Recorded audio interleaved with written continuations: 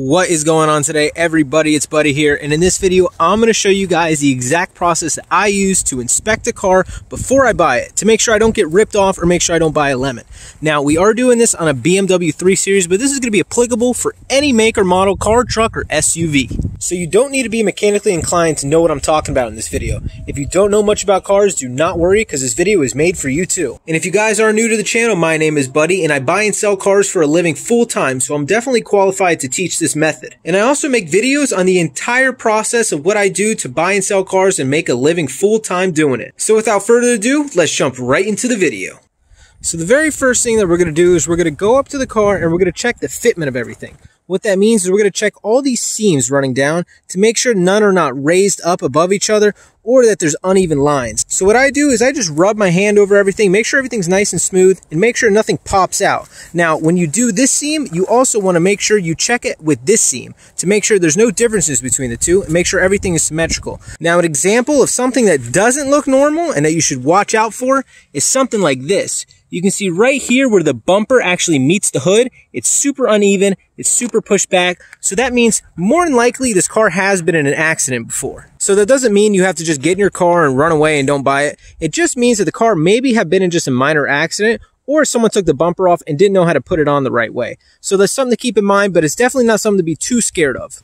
Now, something I highly recommend doing is going online and doing some research about the vehicle before you even go look at it. A good free site is vehiclehistory.com. At this point, you can enter in the VIN and make sure the car has never been deemed totaled. It looks like this car has never been in any major accidents, so the reason for the bumper looking like this was probably just a real mild fender bender. From this site, you can look up all the specifications of the car, and you can even see there was a recall here with the airbag, so you can make sure to ask the seller if they took it to BMW yet to get the recall fixed. A lot of important information you can find on this free site. I highly recommend taking 5 minutes to check all this out before you even go look at the vehicle. So moving along here, we're going to do the exact same thing here with the door seam. We're just going to feel it and we're going to look at it and make sure it's not raised and make sure it doesn't look out of place. Now we're also going to do the exact same thing here with the seam that goes from the A-pillar to the hood. That looks good. Now we can come up here to the windshield. Now all windshields have a seal, and sometimes, especially in hot states like mine in Florida, you can see the seal actually came all the way down and it came all the way across. So this seam is completely toast. Now, this doesn't mean there's a leak, but it definitely means that a leak might be forming soon. So that's also something to keep worry about. Now, if the car does have a sunroof, you definitely want to check the seam on the sunroof. Now, this one looks absolutely perfect. So we're not going to be real worried about this leaking anytime soon. And we're going to move on over and finish inspecting the door. Now, right where the door meets the window, you're going to have another gasket here. You want to make sure that's not cracked or peeling. So that looks good. Now, we're going to inspect the other side of the door. That looks good right there. As you can see, nothing is protruding. Now, we did find our first dent right here. Depending on what you're looking for, that's not the end of the world. This probably can be popped out, but it's just another thing to keep note of. Now, we're going to come over here to the door of the gas tank. Now, I have seen plenty of these mangled. People leave the gas pump in there and then they drive away and they mess up their door. You want to make sure the door opens.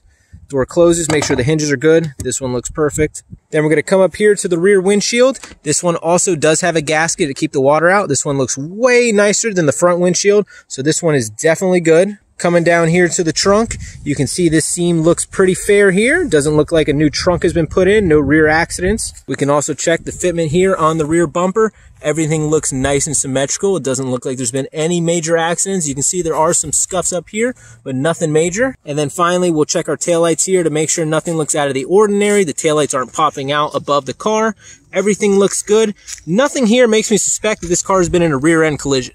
Now, coming over here to the tailpipe of the car, you can see there's a little bit of surface rust in here. That's nothing to worry about. What you want to do is you want to take your finger, you want to rub it around in here. You want to make sure there's no oil. You see how my finger's dry? That's good. Now, if there's oil, that means the car is burning oil, so the exhaust valves might be shot out or scorched. So that's definitely something to keep note of, because doing a valve job on a car is not an easy thing. It takes a lot of experience, and it could be pretty costly. So obviously we're going to do the exact same thing here on the other side. Now we're going to move over here to our side mirrors. If they are manual, you want to move them around. Obviously these ones are electric, so we don't want to push those with our hands. We want to make sure these things do fold. Everything looks good on the folding, so that's good to go. So now that I don't suspect the car's been any major accidents, we're going to go ahead and do our second walk around for rock chips, scratches, and rust. Now, if we come over here, we can see our big scratch here. Now, this is not something that can buff out. You can see it's been filled in with paint. Now, this is something that's going to need to be sanded out all around here and redone. So this is going to be pretty expensive to fix, so that's something to keep note of. And obviously stuff like this will not be able to be buffed out. This will need to be sanded all down, refinished, and then repainted. Now, if you want to know if a scratch can actually be buffed out real quick, let me show you guys this quick example. You can see right here we have a little scratch. If we pour some water on it and spread the water around, you can see the scratch is completely gone. But as you can see, right when the water dries up, the scratch comes right back clear as day. So if you find a scratch and it goes away completely with water, just like shown in this example, then you can rest assured that it can be fixed with a buffing wheel and it won't cost too much. Now, if it stays visible after you dump water on it, then it's deeper than just a clear coat scratch. It will need more sanding and it'll be considerably more expensive. So obviously this is not going to go away with a little bit of buffing. So again, it's not the end of the world. It's just what you're looking for in a car. Now rust tends to collect right here on the bottom. Now you definitely want to look under here. Now this is all plastic, so it's definitely not rusted out. But a lot of cars will get rusted out down there. So you definitely want to peek your head under there and make sure there's no rust. Now obviously places where it snows a lot and you're looking at older cars, there's bound to be some rust. But you want to make sure if there is rust, you can't just push through the rust with your finger. You want to make sure it's just surface rust. So if you push in on the rust and it just falls apart, run, because it's just going to get worse. It's done from that point. But if you can press it and it doesn't peel off or it doesn't break away, then you're good. It's just surface rust. You can still salvage it. You won't need to break it all out and redo it and repaint it. So that's also something to keep note of. Now you also want to look at the front of the car for rock chips. Now this is a 13-year-old car, so it's going to have a fair amount of rock chips, but they are filled in and they were painted promptly, so there's no rust growing out from under them. Now, if your rock chips do have rust, obviously, again, that's just up to you whether you want to purchase it, but rust does equal more rust in the future, so that's something to keep in mind. Now, coming in and getting a close inspection on the headlights, you obviously want to make sure there's no cracks or chips coming out of the glass, but you also want to make sure that there's no water at the bottom of the headlight. So right here, you can see an example of what water would look like inside of a headlight. Now, not all the time you're going to see this condensation of water on the inside of the headlight. Sometimes the water is just hiding right there in the bottom, like this example. This means it's cracked in the back of the headlight housing or the gaskets have failed, so it probably needs a new headlight housing. So this car definitely has its fair share of bumps and bruises, but no rust and pretty common wear and tear for a 13-year-old vehicle. So that is a quick exterior walk around. So let's park this thing in the garage and take a little closer look at everything.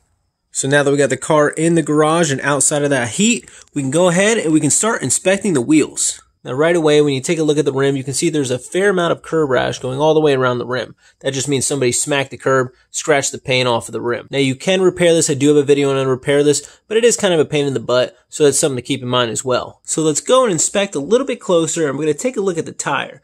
Now this tire seems fairly new, seems like it has a whole lot of life on it, so we're not too concerned about that. So we're going to look here at the tire. You can see there is some superficial marks from hitting that curb. It doesn't go too deep, so I'm not really worried about this tire exploding. But again, that's something to keep in mind. These are superficial marks that do make the tire kind of look a little worn out. So the main thing you want to look for is bulges, dry rotting, and cracking. Now you don't want your tires to be dry rotted or cracking at all, because that means the tire is about to go out. And what we're also going to do, since we can't see the back wall of the tire, we're going to stick our hand all the way in the back, and we're going to feel all the way around to make sure there's no bulges coming out of the back wall, because bulges means it could pop, and you don't want this thing popping on the highway. These seem fairly new, even though they have some superficial scratching on them. These seem like good tires, so they definitely check out. Now, something you also want to check out is these lug nuts. You want to make sure none of them are rounded out or stripped. These all look like they're in pretty good condition, and here's an example of a stripped lug nut.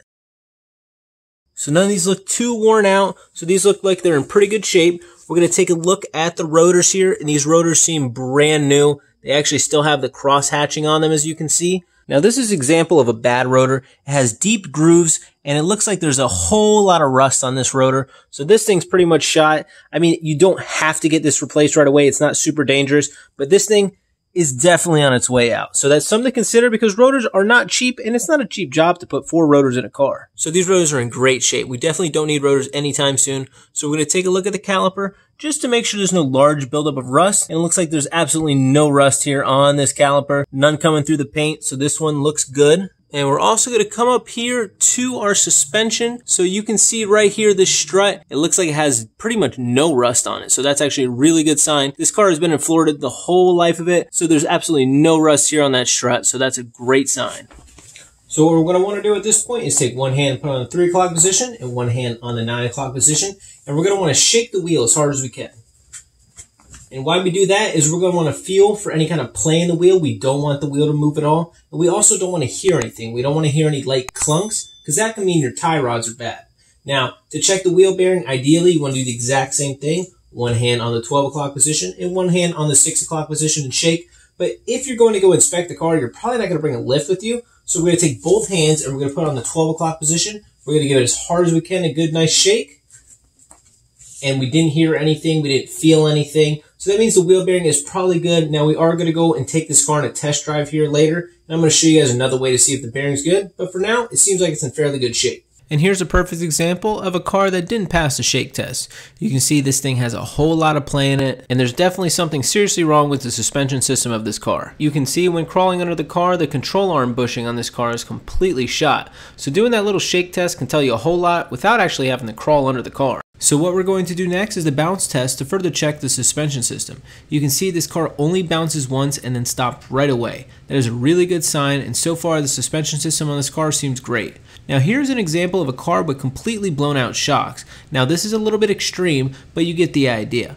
Now you also want to listen for noise. Here's a good example of a suspension system that passes the bounce test but makes a slight squeak. And if I bring you guys even closer, you can clearly hear that squeak. That can come from blown out ball joints or sway bar end links not getting the proper lubrication. And speaking of ball joints, that gives us the perfect segue to our next part of this inspection. So now we got the wheel turn. We can come up here and inspect the tire. You can see it's a nice even wear between the inside of the tire and the outside of the tire. So that means that the car is probably aligned pretty well. And you can also really check the wear and tear on the tire. I mean, this tire is in really good shape. It seems like it has like 95% tread on it, so it's got a whole lot of life left. Now, in this car is a tight squeeze, but we can still fit in here right behind the tire and inspect everything. And if you can't see, you can actually stick your phone down there just like I'm doing right now, and we can inspect all the bushings and tie rods. So this is our outer tie rod right here, and where you want to look is you want to look right here because there's grease actually filled inside of there. So if this thing's cracked or if it's peeling or if it's dry rot or anything like that, they definitely need to replace soon. This one looks like it's in pretty good shape. Now if we go from our outer tie rod all the way over to our inner tie rod, you can see we have this boot here. Everything looks good here on this boot. There's no power steering fluid dripping out of it, and there's no rips or tears. So everything looks good here on the tie rods. Now a good example of what an inner tie rod should not look like, if we go back here, you can see this boot, it's held on with a zip tie. It looks like it's cracked. It looks like it's peeling away. So this thing's definitely shot out. So that's something to be concerned about. Now coming over here, we have our sway bar end links. Again, it has another one of those bushings. This one looks like it's in good shape. There's no grease popping out.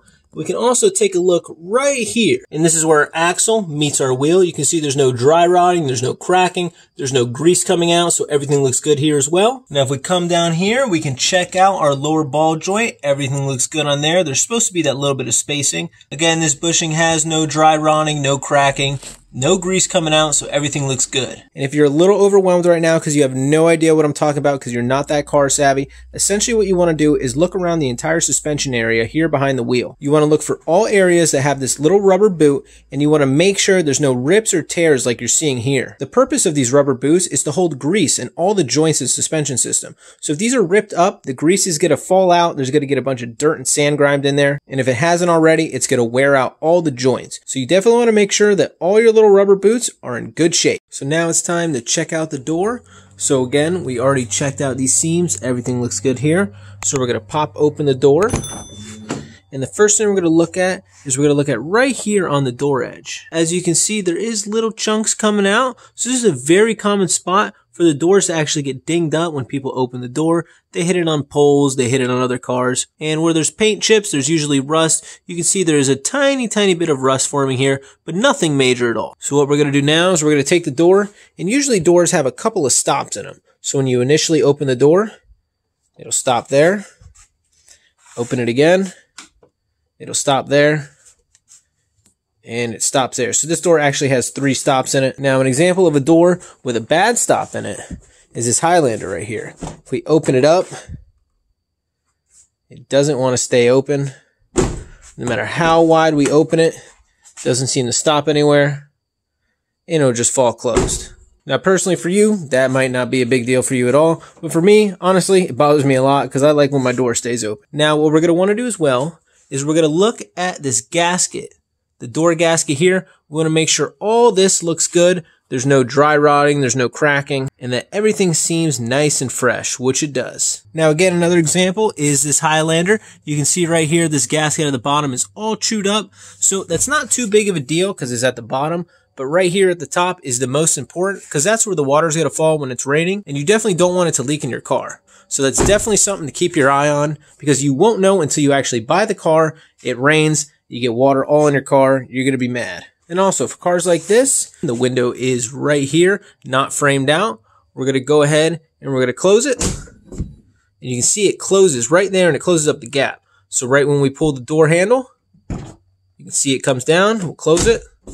You want to make sure that mechanism is working because if the window is stuck down, not only will it chip off the paint right here, but it'll also let water in. And if it's not raining at the time that you're purchasing the car, you might not know until you actually buy the car. You get it home, it rains in a couple days, you get water in your car, you're going to be mad. So at this point, we're going to want to get in our car and we're going to put the key in the ignition and we're going to start the car. But we're going to want to have someone in the back looking at the tailpipe to see if there's any smoke coming out.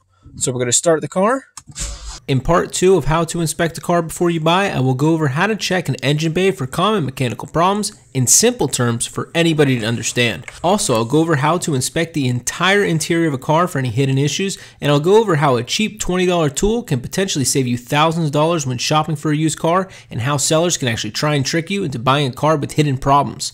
Now, don't forget to hit the thumbs up button and click here to subscribe, and click this little box here for part 2. Thanks everyone for watching. Have a great day.